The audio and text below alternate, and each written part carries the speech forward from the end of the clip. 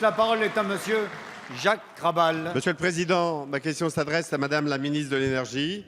Le Conseil d'État a annulé l'arrêté qui limitait l'augmentation des tarifs réglementés de l'électricité à 2,5 %. Il estime que ces tarifs avaient été fixés à un niveau insuffisant pour rattraper les écarts tarifaires passés. Depuis l'ouverture des marchés de l'énergie à la concurrence, certains énergéticiens contestent le manque de compétitivité de leurs offres face à EDF. Depuis 2007, nos concitoyens restés aux tarifs réglementés ont vu leurs factures augmenter de près de 40 % déjà. Un comble. Ce n'est pas aux usagers de payer le prix de la rivalité qui s'exerce entre les distributeurs d'électricité. Dans ces conditions, comment le gouvernement compte favoriser la concurrence du marché de l'énergie sans entraîner l'augmentation des tarifs?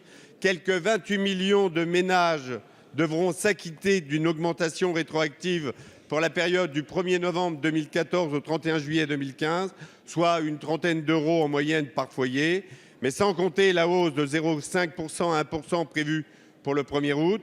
Nous avons voté la réforme de la contribution du service public de l'électricité, mais cela sera-t-il suffisant pour stabiliser les tarifs de l'énergie? Les dépenses d'énergie pour le logement représentent près de 7 % du budget des ménages et 20 % de la population est en situation de précarité énergétique. Le groupe 2RDP et moi-même sommes très attentifs aux questions de pouvoir d'achat de nos habitants. Alors, Madame la Ministre, dans cette guerre des distributeurs, comment comptez-vous agir pour défendre l'intérêt des consommateurs et minimiser l'impact de l'augmentation des tarifs de l'électricité?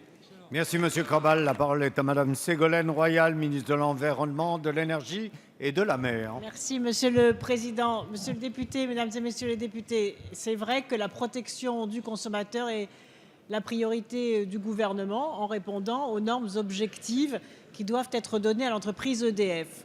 La décision du Conseil d'État porte sur ce qui se passait avant la réforme. Vous le savez que nous avons réformé la fixation du prix de l'électricité en 2014 et ce nouveau système a permis aux consommateurs d'économiser 70 € pour les 2 années, c'est-à-dire que la hausse a été inférieure de 2 fois les hausses précédemment prévues par EDF.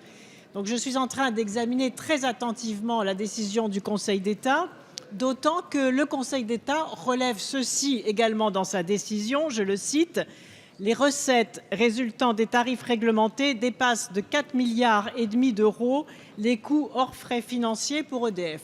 Je suis donc en train d'examiner cette décision pour voir comment nous pouvons à la fois protéger le consommateur et en même temps appliquer les règles, puisque ces règles dépendent désormais de la Commission de régulation de l'énergie, qui est une commission indépendante et qui fixe, grâce à la réforme que j'ai mise en place, les tarifs de l'électricité, non seulement en fonction des coûts produits par EDF lui-même, qui était jugé partie, mais du tarif mondial de l'énergie, qui permet en effet de tirer vers le bas les prix demandés aux consommateurs. J'ajoute que la facture dépend aussi de la consommation, c'est-à-dire que nous avons mis en place des crédits d'impôt transition énergétique pour permettre des travaux d'économie d'énergie qui ont permis aussi globalement, j'aurai l'occasion d'en présenter le bilan prochainement, de diminuer la facture des Français. Merci madame.